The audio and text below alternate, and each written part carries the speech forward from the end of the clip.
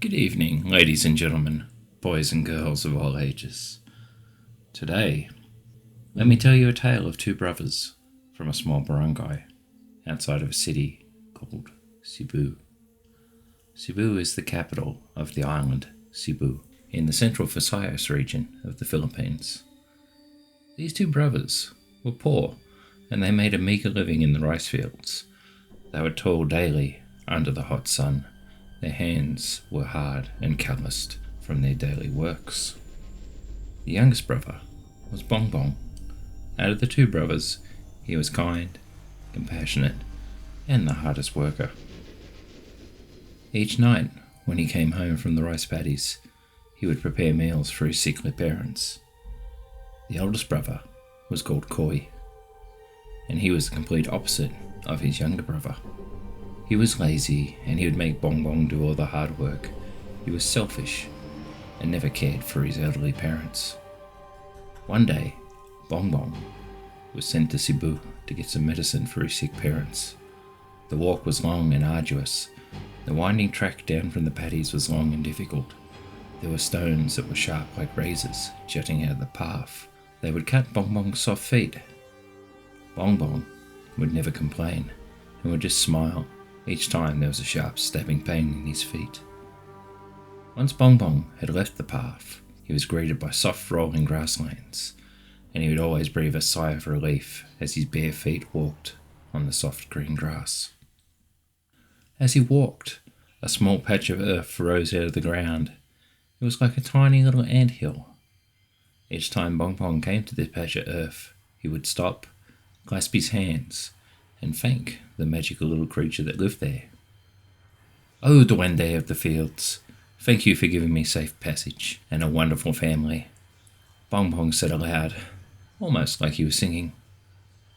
Bong Bong turned to continue along his path to Cebu, but from behind him there was a voice, one he did not recognize. "Ah, you are a good man, Bong Bong Tapangan. You always thank me each time you pass my home. You are a rather friendly fellow, aren't you? How about you become my friend?" Bong Bong turned and looked back at the mound of earth behind him. His mouth dropped as he saw a little man sitting atop of the mound. The Duwende's soft smile greeted him. Its light brown skin was almost the colour of caramel. Its face was that of a human, except its long nose was long and pronounced. Its eyes glowed with a white aura. It had dirty grey hair adorned with golden rings. The Duwende's beard was entwined with gold and silver thread, which bound it together, making it look like a horse's tail. Bong Bong smiled at the Duwende and looked at it in amazement and wonder. He had heard all the legends about the creature, and if you greeted them when you walked past their home, you would receive good luck. If you didn't, they would curse you. "Of course I'd love to be your friend," Bong Bong chirped. Bong Bong and the Duwende talked for hours, until Bong Bong realised that he had forgotten all about the medicine and would not make it to the city in time, as the doctors had left for the day.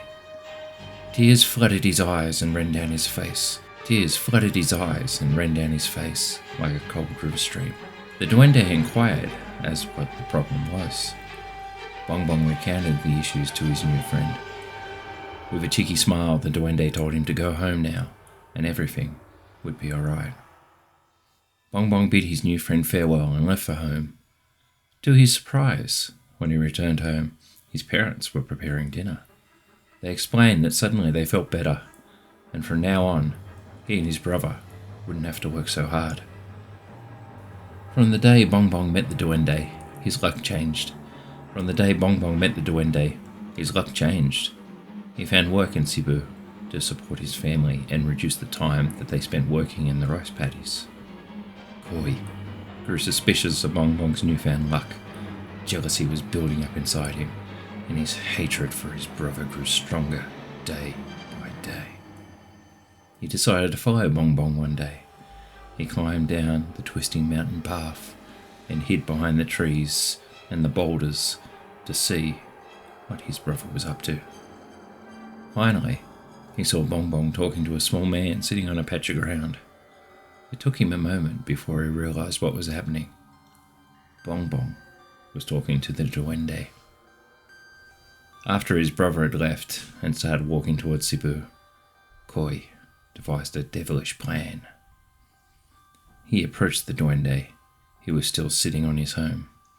Without hesitation, he snatched up the Duende and threw it into a bag. "Who are you? Why have you thrown me into a bag? Let me out!" the Duende cried. Koi threw the bag onto the ground and sat on top of it so the Duende could not move. "I see what you are doing for my brother.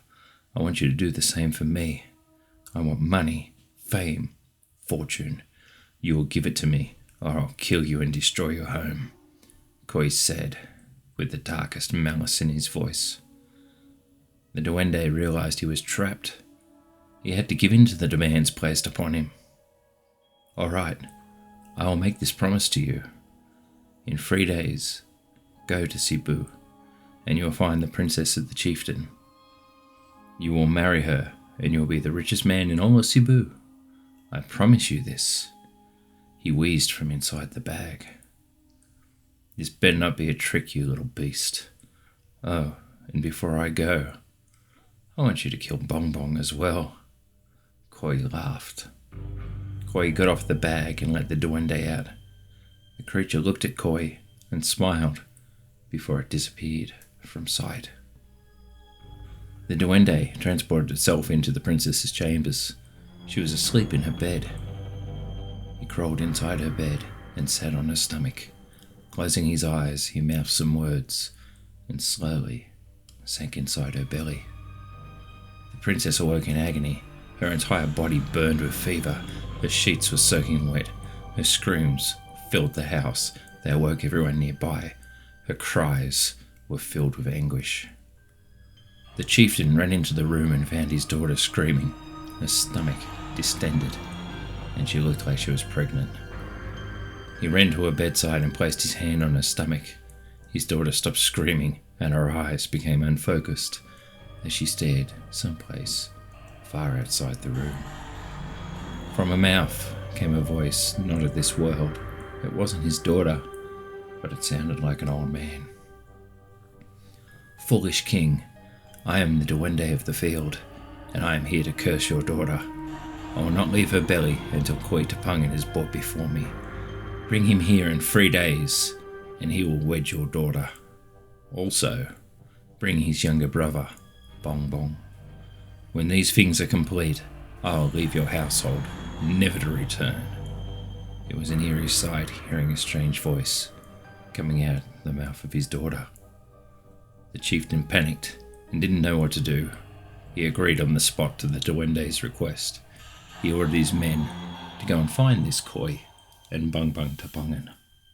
3 days passed. Koi and Bong Bong were brought to kneel before the chieftain.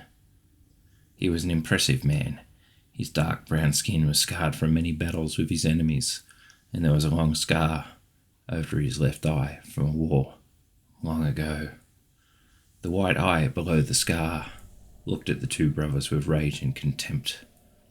Koi was sitting motionless. His plan was working, but he also felt panicked.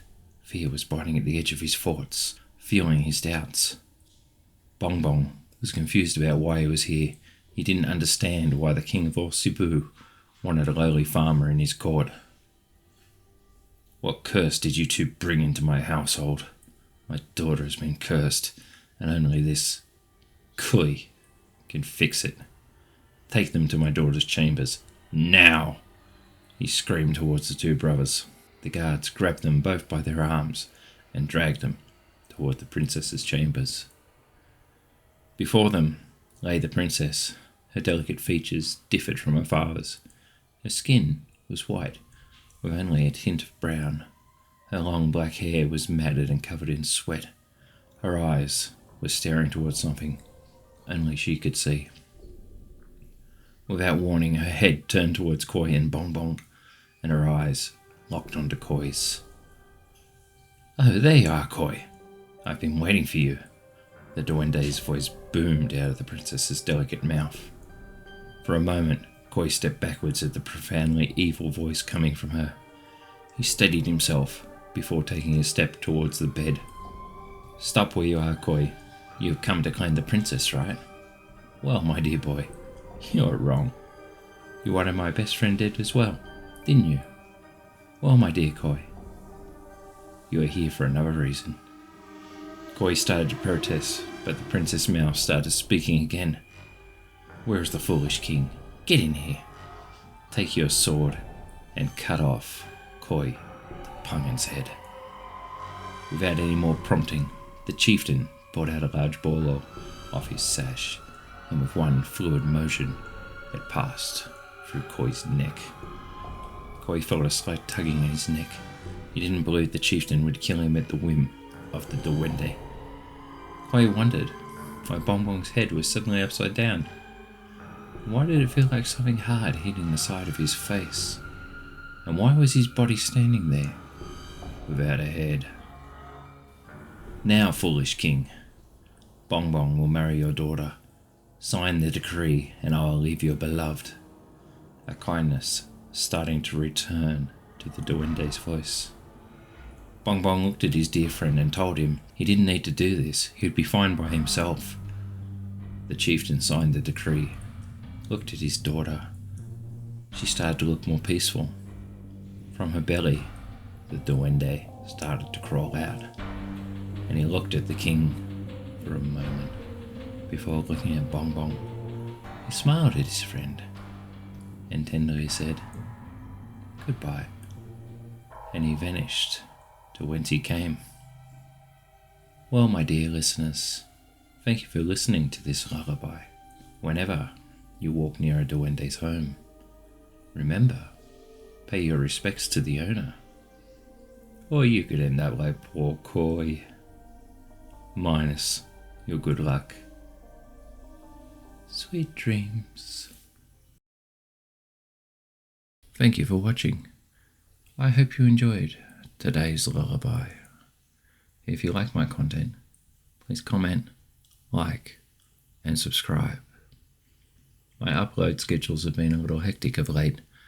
I've had a lot going on in my life, but I'm going to attempt to be a little bit more consistent with my uploads. Also, if you enjoy reading short horror stories, I publish short stories on medium.com. Please look up Aswang Mike and you can see the early release of my stories before they become YouTube content.